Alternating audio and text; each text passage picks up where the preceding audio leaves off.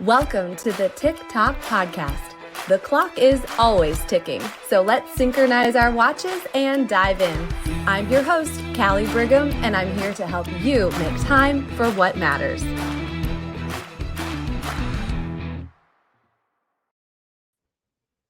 Hey friends, welcome back to Tick Tock. I had someone ask me the other day, why am I doing this? And that's a very nuanced question, right? And there's a very nuanced answer. And I really kind of took a second and I thought, why am I doing this? There's a lot of lessons that I've learned along the way in a 20 plus year career. There's a lot of things that I just have on my heart that I wanted to share and have conversations with women that I feel like are like-minded that might be a little ahead of the game for me. And this is just confirmation and reminder, and might be at a place where they're thinking, I needed that tip. I needed that tool. I needed that refinement. I want to grow. I want to be better. And then I also thought it's because I want to also remind women that we can have fun as well. Two things just happened in the last 2 days. The first thing was I saw on social media, one of my favorite little boutiques in town said that they were going to be having a mahjong little lesson and party at the boutique on a Thursday at 2:30. And I thought, you know what? I'm going to message my mom and see if she is interested in going to learn how to play mahjong on a Thursday afternoon at 2:30. And if you know anything about my mom, or if you listened to our episode 22 on procrastination, there's something called a fun monkey, and my mom's monkey is fun. And it did not take her but a hot second for her to say, yes, let's do it. Sign us up. And I was able to message them and say, we want 2 spots for Thursday at 2:30. And I thought, I manage my time. And I do have the privilege of working from home and having some control over that because of choices, right? That I could say, I'm in. And then the other thing was having enough white space that when the other night, when my daughter literally out of the blue said, Mom, where's your wedding dress? I told her where it was in my closet. And she said, can I try it on? And, for a second, I thought, well, that's not part of what I have scheduled. That's not on my, and I thought, but you know what? I have the power to rearrange things a little bit. That I had such a moment with my 13-year-old daughter pulling my wedding dress out. You guys, I'll be married 20 years in May, and I have not unzipped my wedding dress or looked at it in 20 years. And I pulled it out. It was in good shape. I had no idea, frankly, what it was going to look like. I didn't have it preserved or any of that stuff. And so I thought, oh, Maddie, I don't know how this is going to look. We pulled it out, took it out of the plastic, and she tried it on. And then she called to her dad, my husband, Josh, and said, Daddy, come up here. And he walked through the door and he, was a puddle, of course. And I said, what did you guys do to me? And we just all had this moment. Those are the reasons, among many others, that this is important to me, that you don't miss those times, those opportunities, those experiences, because you're either so structured or not structured enough. So today, I want to talk to you about heading in the right direction in a healthy way, heading in the right direction, all systems go. And I have to give credit to a longtime mentor of mine. She was actually doing a training for my team. She's an industry leader. She has been a mentor from afar and up close. And her name is Dawn Dunn. And she was sharing some concepts with my team. And one of the things that she talked about was, if your business, so you could have this in your business or your personal life, but if your business has all 4 tires properly inflated and good to go and ready to go, that you can get to where you want to go safely, faster.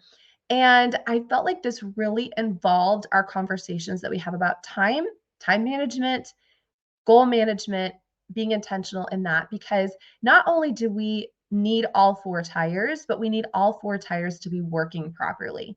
Because if you've ever had a flat or if you've ever had low tread, I mean, can you make it for a little bit, a few blocks, a mile or so with 3 tires? Probably. But if we have 2 tires only working, or God forbid 1, we're in trouble. We're not going anywhere. We're not even just spinning our wheels, but we have a flat tire and we are stuck. So as she shared with me these 4 S's, I asked her permission if I could pass them on to all of you. They're not only tires, but they're really foundational pillars. And all four, like I said, are important. So because I love a good alliteration, I would be a good Baptist preacher, then we're going to talk about the 4 S's. Now, I will also tell you, this is the first episode ever that I've done this. I actually recorded it yesterday. And when I was done, I just didn't feel like it was the right one. And so I'm re-recording this today. I felt like there was some things that I wanted to give more emphasis on, and I actually wanted to rearrange them. So when I initially recorded it, I was giving all 4 the same importance. And even though we have to have all 4, like I just explained, there's one in particular that I think that needed a little bit more attention and a little bit more focus today, because if this one is off, we're in big trouble. So I'm actually going to save that one for last. First time I recorded it, I said it first, but I really felt so strongly in my spirit about it that we're rearranging things. We're flipping them around. We're moving the tires. We're rotating the tires here. Okay. Yeah, I know so many kind of bad puns, but that's okay. So I'm going to go through all 4 with you. I'm going to talk about what each one is, and then I'm going to talk about what happens when that particular one is in trouble. It has a nail in it, or it's worn out, or it's just not working properly. Okay, it's off its axle. Is that right? I don't know much about cars. The first one, and so I'll kind of go through the first 3 pretty quickly for you. The first one is pretty obvious. This is the success car that we're moving that is important, that has this tire, and that's schedule. So, of course, we understand the significance of creating and maintaining a well-structured schedule so we can prioritize our tasks, we can manage our time effectively, we can maintain work-life balance. I think we could all agree on that one. And if you still do want to hone in on having a schedule that brings you more joy, or that is more effective or efficient, or that's more sustainable perhaps too, I'm going to encourage you to go back to listen to the brain drain and the weekly plan episodes. Those are episodes 8 and 10, because success is hidden in your daily routine. And I also think success can start on Sunday, not only for your faith component, but also for your scheduling for the week. It's in the repetition of all of that. It's also in the enjoyment and in the rhythm of it. And it's also in the season of it too. Your schedule is not going to look the same all the time, especially if you have significant seasons of children at different ages, or maybe you have a seasonal career where there's parts of the year that are just more intense than others. You can think of an accountant, right? You can think of people that work seasonal jobs. Where I live down here in Paradise, right? There's a season that's more intense than others. Maybe you're a teacher. So understanding that the schedule is needing to be fluid, even though it's consistent. And really, at the end of the day, we don't just want to make it through our schedule, right? I was having a coaching conversation with one of our gals, and she was talking about that there's one day in particular that's just really challenging for her at work. She kind of dreads it. She sort of wishes it away. And of course, we talked about this before. We don't want to wish away 1/7 of our lives, right? 1/7 of our week. So hers happened to be Tuesday. So we talked about reframing Tuesday. We talked about naming it, like giving it a good name. I don't know, Terrific Tuesday or something like that. And not only that, but because she was not able to control a lot during the day at her work that was challenging, what could she control? One of the things she loved to do was to drop off her kids at school. It just really filled her cup up. So she made sure that on Tuesdays, it was her doing that instead of her husband. There was some things that she could do right after work on Tuesday that also brought a lot of value, a lot of fun, so that she could look forward to Tuesdays too. It's kind of the concept that we talked about from last week in episode 30. How can I make it better? How can I make my schedule more manageable? How can I make my schedule more enjoyable? How can I make my schedule so that I'm not just working for vacation 2 weeks out of the year and then I have to recover for vacation? If we don't have the schedule tire inflated on our success car, what we're going to find instead, so for each one, I'm going to give you the opposite. So for the S's, I'm going to give you a D. right? Even on your report card, it's a D, maybe an F, is distraction. So if we don't have a properly ordered schedule, we're going to be always distracted. And not only distracted, but we're going to fall for others' distractions, external, internal. A distraction on our productivity, our focus, our strategies. And when we get distracted, we spin our wheels. We don't know where we're going. We aren't clear. We wonder what happened. Where did our time go? And sometimes we even embrace distractions and we use it as an excuse. So we do want our schedule to be in the forefront and distractions to be minimized.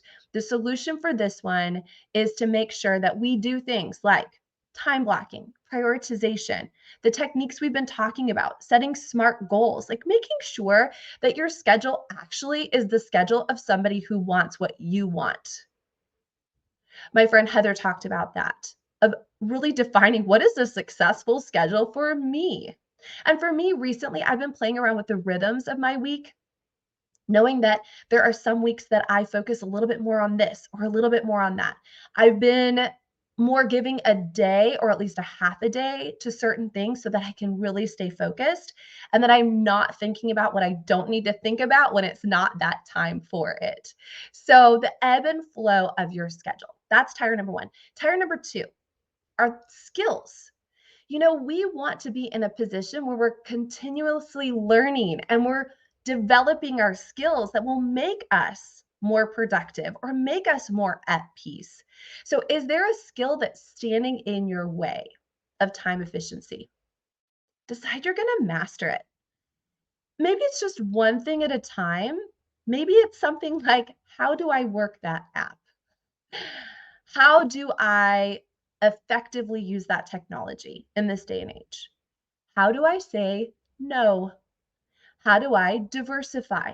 How do I track things? It could even be a skill of how do I throw a dinner party? Because a priority of mine is being around people, but I just don't know. Like, how would I menu plan? How would I invite? What would that look like? What is my grocery list going to look like? I mean, I know that's silly, but if you're avoiding something like that for a payoff that you want, you can figure that out. How to create a spreadsheet, how to cook crock pot meals, how to negotiate a deal. I've been listening to Never Split the Difference by Chris Voss. Call me Chris. I'm going to have some of these big ticket people on someday. How to maximize a 30-minute workout, maybe when you don't have a home gym, right? Skills. But if we don't have the skill, that tire is going to deflate into discouragement. That erodes your motivation, your resilience, your techniques for overcoming setbacks, and you will not have momentum. You're going to take things personally. You're going to stop growing. I shouldn't say you, I can say we, me too. We don't see things as opportunities. We don't allow others to pour into us because they are a great resource. Other people are a great resource for developing your skills. So if we don't want the discouragement and we want the skill, the solution for that is making sure that you know that there are answers out there. So there are courses about everything under the sun, and a lot of them are free or really low ticket items. Google is free. Google it. Be a student of these things. Ask yourself, what if? What if I devoted an hour a week to that? What if I told myself that if other people can learn it, so can I? Start small, have an accountability partner. Tell people what you're learning and ask if you can practice on them and say, hey, I'm learning how to do this. Will you tell me if it works on your end? And then the third tire is systems. All right, so the first tire is schedule, second tire is skills, third tire is systems. And we talked a lot about systems with Kaylee in episode 29. So I'm just going to refer you right back to that. We also talked about it in episode 28 on delegation. My friend Dawn, who mentored me in this conversation, said to ask yourself, why did you miss your last goal? Chances are it was actually your systems. You're probably either not doing enough or you're doing too much. So when the system tire gets all funky and wonky, it creates dysfunction. Yikes, I don't like that word at all, which can lead to disorganization. It can lead to inefficiency and missing goals. It can also lead to an unhealthy attitude towards our goals. Yikes. And a total breakdown. So, if we want to have a healthy system, the solution for that would be things like paying attention to anything that you repeat. If you do anything more than once, how can you automate it? So, for example, if you grocery store shop more than once, which we all do, how can you automate it? And for us, that just developed into using grocery pickup. It just works. We use our neighborhood Walmart. And what I love is it already has my favorites. I can actually completely replicate an order when I want to, change it if I need to. That has saved me so many hours. I cannot even describe it. I wish that we had had that when I had babies, because next year Braden could just drive himself to the grocery store and get all of our stuff. So we'll figure out that system then. But can you schedule it? And also asking yourself, is it necessary? Like, is this a system that's really necessary? Is it bringing results? Is it making my life easier? Or is this system creating just more work for myself? So do you like doing it that way? Is there an easier way? And can you do it, or can an outside source do it? All right. So those are our 3 tires that I wanted to talk about initially. And then I want to give a little bit extra attention to the last one. So again, when I was first recording the original, now in the trash podcast episode for this is where I started. And whoa, just as I was talking, I thought, this is the big one. Okay, this is the monster truck tire. This is the tire of self-talk. Now, I know that sometimes you're like, wait, this is a podcast about time. It is about time. And when I was thinking about the importance of our self-talk and our mindset when it comes to understanding our time, this is the big one. Because how many times have we said things like this to ourselves? I'm not a morning person. I always run behind. I never have enough time. I'm way too busy. My plate is full. I can't figure out how to. Or then we say things like, if only, or when. When the kids are older, I will. When my boss hires that next person, I can. When I am fill in the blank, or when my husband stops working third shift, or when he doesn't have to work out of town anymore, or when he's more supportive, when he helps me out more. When the kids are, right, we can fill in the blank. When they're out of elementary school and I don't have to go to all the programs, then I'll have more time. The deal is that self-talk, that negative self-talk, well, I'll go ahead and tell you what happens when that tire is off the road. Deception. That's the D for this one, is deception. And that manifests itself as self-sabotage, unrealistic expectations, hindering your progress, undermining your confidence. Because when we don't have that, or when we do have that unhealthy self-talk, rather, we go to the extremes and we say things like I just said, always, never, everyone, no one. I'm always running behind. I'm always out of time. I never have time for myself. I never get ahead. I never have enough sleep. Everyone else is better at. No one understands. We even start to take things like maybe your schedule, you compare yours to someone else's, and you think about, why is this always happening to me? Why are things always breaking down? Why are the meetings always going over? Why is somebody else always asking or expecting me to do something? And we can even have imposter syndrome. I've experienced that before. Have you? So let's solution this.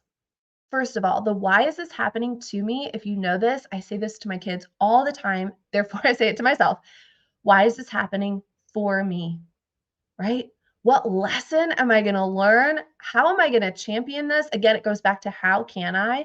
Why is this happening for me? Is this telling me that it's time to look for a different job? Is this telling me that it's time to work and focus more on my own career or my own opportunity that I have? Is this telling me that it's time for more help and delegation? Is this telling me that this is for my own health and well-being to get more sleep, for example? Okay, so if our solution is on cultivating this positive self-talk, now don't worry, I know you're gonna start to think I'm gonna get woo-woo on you and the affirmations and the visualization and the limiting beliefs, but I really wanna get practical. I will admit the affirmations, I don't know. Like, I've been taught on them for years. And the reality is, it feels kind of false, right? It feels like we're sort of lying to ourselves. And at the end of the day, we're like, yeah, that's not true, right? If we say things like, I am always early, I am always, you're like, yeah, right.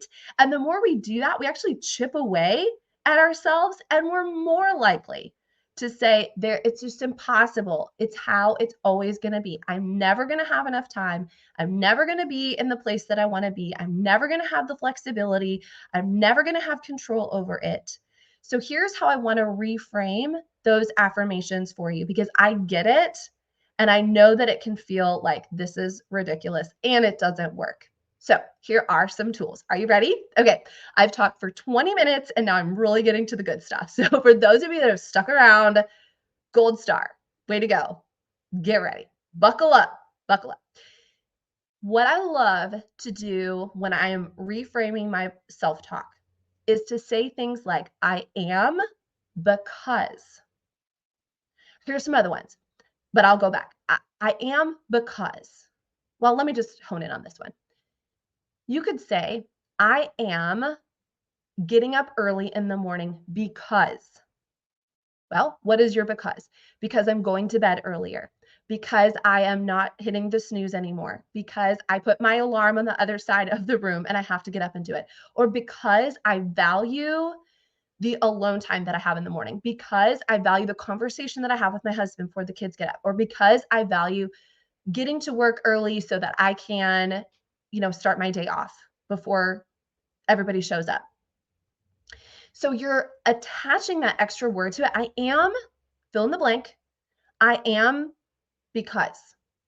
That, I'm telling you right there, just write that on your mirror next to your word of the year. I am because. You could also say things like, I am in the process of learning how to say no. I am in the process of prioritizing this. I'm in the process of taking a lunch hour. I'm in the process of getting 8 hours of sleep. Or you could say, I am stronger today because I'm putting this into practice. You could also say, I was, but now I am. You could add in, I am learning how to. You could say, I am determined to. Or I even think of one, it's worth it to me because. So again, just telling you from personal experience, I, for many years, like my whole life leading up until maybe, I don't know, 10 years ago, would have definitely said I'm a night person. And my parents can attest to that. I was raised with 2 morning people, like lights flipped on, singing songs, ripping my covers off in the morning, wanting to talk. It was horrible because I'm an only child. There was no other buffer but these 2 morning people. So when I started to have my own business, I loved it because I could stay up late. My husband also tends to be more of a night owl. And as long as I was in my office, my home office by 9 o'clock in the morning, I was like, I'm good. It didn't really matter to me. Well, then I had kids, and my oldest, Brayden, he's a teenager now, so he could sleep till whenever. But at the time, he was a little guy, and he loved to get up early in the morning. Well, I would kind of start my day around when he got started because I had to. Well, one morning, for whatever reason, I was up earlier. I was downstairs in the big comfy chair, and I was doing my quiet time, and I heard this little padding down the stairs of his little feet, and he had his little teddy bear, and he climbed up in my lap and he snuggled there and just sat there quietly while I finished my quiet time. Y'all, I still remember as if it was yesterday. that day it even makes me a little emotional. I became a morning person that day because I did not want to miss those moments with him. I got up early to fill my cup up. I got up early to model for him what a morning routine and rhythm, and we are going to talk about those soon, looked like. And I got up early because it was important enough to me that I had that time with him. Because his little sister consumes almost all of my time. She has been a mama's girl from day one, even as 13 years old. She wants me, and she's very vocal about it. So she gets me a lot. And I got to have that time with him. So I am a morning person because. Now, I will also say that there's a great book, Allie Beth Stuckey, call me Allie Beth. And if you are also at the point, like, I still can't even get there, she wrote a book called You're Not Enough, and That's Okay. Because at the end of the day, I am weak. I am not capable. I am not. And my personal beliefs are that when I am weak, he is strong. And so you can also have an affirmation that is so real, like, I am weak, but he is strong. I cannot, but I'm an overcomer because, right? And you can utilize scripture into this affirmation as well. Okay. Finishing up a last couple thoughts on this self-talk. We already talked about these affirmations, right? But we're flipping them around a little bit. We're really making them much more of value and much more of something that is thoughtful and that we can be in the process of making true. The next one is just having some self-compassion when it comes to your self-talk. Be kind to yourself, be understanding, especially if you're facing challenges or setbacks in managing your time, and say, you know what? That day was tough. That day was tough. And you made it through, girl, and you're going to be okay. Challenge those negative thoughts. That's the next one. Challenge them and say, is that really valid? Like, if somebody else said that to me besides myself, would I receive that? I don't think so. I'm talking to my 13-year-old daughter about this, by the way, all the time. Not only her own negative thoughts, but something that somebody else says to her, that we have a choice whether we receive it or whether we reject it. The next one is making sure you're setting realistic expectations. It's okay to not accomplish everything. Mistakes are part of the learning curve. That's how we learn, and that's how we process, and that's how we grow. Next, making sure that you focus on solutions. So if you're counting, this is number 5, focusing on solutions, dwelling on that instead of problems or mistakes, learning from your experiences. Like, aren't you glad that you're still growing and you're still improving? That's the only way. Number 6, celebrate your progress. Celebrate the small wins and the milestones. That will help you in your I am, because, right? I am a work in progress. I am getting better every day. Every day I am more aware of. Number 7 is mindfulness. Same thing. I love our episode that we're just talking about with my friend Erin, where she mentioned, like, look down at your feet. Look down at your feet. Be where you are today. Be mindful of that. And then number 8, seek support. If this really is a struggle and you really have a problem maintaining healthy self-talk, it might be time to talk to somebody, and somebody who understands, and somebody who can really give you the tools. Like, I am not a professional. I am just a woman who is on a mission to support you. So maybe seek some professional help. All right, we've got our 4 tires. We want them rolling in the right direction, right? Rolling on the river. A nod to my old home of Memphis, Tennessee. We want them rolling. We want them in motion. And if something starts to get a little bit low and not where we need it to be, then you know what? We can pump it up. We can pump it up today, especially the one on self-talk. All right. Thanks for listening to today's episode. God bless you. See you next time. Thank you for joining me on the TikTok podcast. Please subscribe, rate, and leave a 5-star review. Your feedback fuels our mission to help you master your time. Set your alarm for our next episode, and until then, make every moment count.